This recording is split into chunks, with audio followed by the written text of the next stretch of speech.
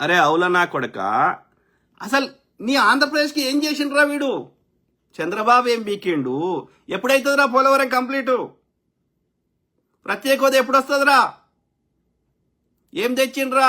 వీడి సపోర్ట్ తీసేస్తేనే ఆడ కేంద్ర ప్రభుత్వం పడిపోతుంది. ఏం తీసుకొచ్చిండ్రా? లడ్డు తీసుకొచ్చిండు కదా, లడ్డు మోడీ దగ్గర నుంచి. చెప్పురా. ఊ అంటే వాడిని పోయి కలిసేసి వస్తాడు కదా. మొన్న మోడీ వచ్చి విని ఇంట్లో కలిసేసిండు కదా ముగ్గురు పిల్లలని. మరి ఏం తెచ్చిండ్రా? వాడేమి ఇచ్చిండు, వీడేం తెచ్చిండు? మాకేమొద్దు, మా తెలంగాణకేమొద్దు. మొత్తం వాడు ఏమి ఇచ్చినా తీసుకో. వాడు మట్టి తెచ్చినా, వాడు ఉచ్చేసినా, ఇంకేం వేసినా తీసుకో, ఆంధ్రప్రదేశ్కి తీసుకో, మాకొద్దు. చెత్తలాంటి కొడక, గలీజ్ ముండ కొడుకులు. రాజేష్ మామిడి. అసలు ఆంధ్ర వాళ్ళు తెలంగాణ భాష డైలాగ్ వాడటం ఏంటి? మీ అయ్య జాగీర్. నేను అడుగుతున్నా బ్రదర్, కృష్ణ వానయ్య జాగీరా, నెల్లూరు వానయ్య జాగీరా, ఆంధ్రప్రదేశ్ వానయ్య జాగీర్ అని వాడు ఆంధ్రప్రదేశ్ డిప్యూటీ సీఎం అయ్యిండా? చెప్పురా కుట్రల బాబుగా, చెప్పురా ముగ్గురు పిల్లల అనాపాలజెటిక్ సనాతని. ఎస్, బరాబర్ తెలంగాణ మా అయ్యల జాగీరే. మా అయ్యలు కట్టిన ట్యాక్సులతోటే మా తెలంగాణ నిర్మితమైందిరా. పిచ్చి నా కొడకల్లా. మా అయ్య జాగిరే. మా తాతకు ఉర్దూ వచ్చేది. ఉర్దూల కవి సమ్మేళనాలు ఏంటి? అఫీషియల్ భాష ఉర్దూయే తెలంగాణలో. ఏడవాడేర్రా మీరు? 56 కంటే ముందు ఏడున్నారా మీరు? మీ అయ్య జాగిరి కదా, మరి ఏడవాడేర్రా? ఇప్పటికి కూడా ఏది సంక్రాంతి పండుగ రాని సగం కంటే ఎక్కువ హైదరాబాద్ ఖాళీ అవుతుంది. మరి అంటే మీ అయ్య జాగిరి ఏది తెలుస్తలేదు మాకు? మా అయ్య జాగిరి ఇదే. కాబట్టి సంక్రాంతి ఖాళీ కాదు, తెలంగాణ ఊర్లు ఖాళీ కావు.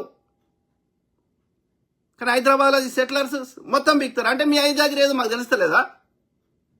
వేస్ట్ ముండా కొడుకులు.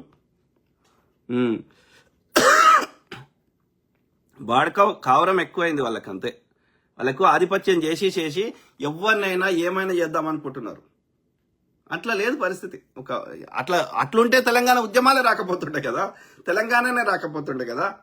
అసలు కలిసేటప్పుడేమో వద్దురా అన్నం అంటే 100 కండిషన్స్ పెట్టి ఆడు పొట్టి శ్రీరాములు అంటోడు వాడు ఇది వాడు సంపేసి ఇల్లే ఆంధ్రోలే ఎట్లనే చేసి ఆయన పేరు మీద ఆయన కొమట ఆయన.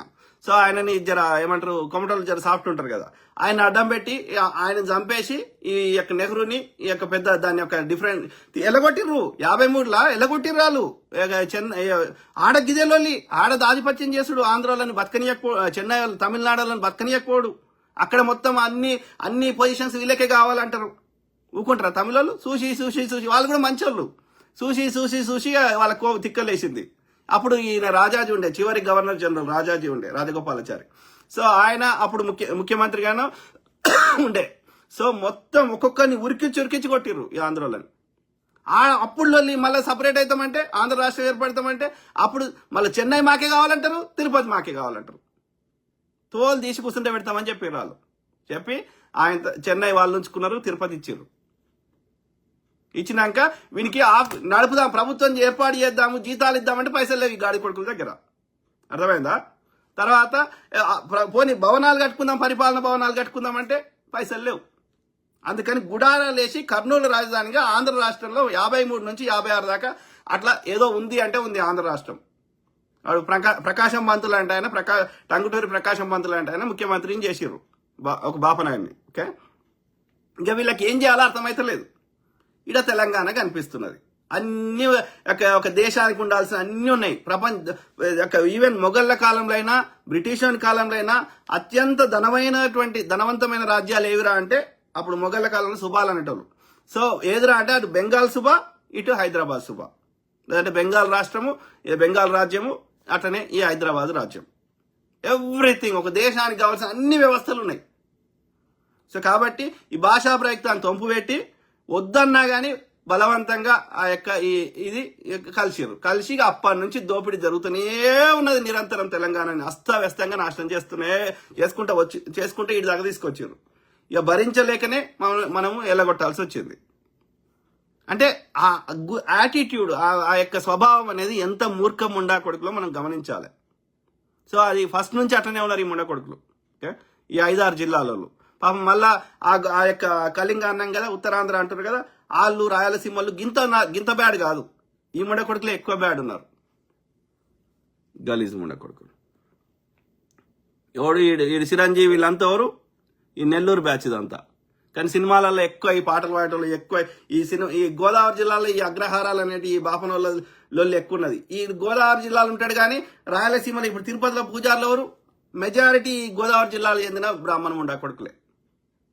ఈడోడు ఈ అగ్రహారాల నుంచి వచ్చినోడు ఈ చాగంటి అనేటోడు, లేకపోతే ఈ గరికపాటి అనేటోడు, లేకపోతే ఈడు చిన్నజీర అనేటోడు, వీళ్ళంతా వరకు గోదావరి జిల్లాలో చెందిన బాపన ముండా కొడుకులు.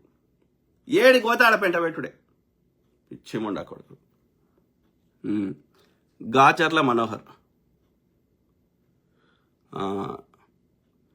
ఆంధ్ర వాళ్ళు ఎట్లా అంటే మాయల పకీరు లాంటి వాళ్ళు.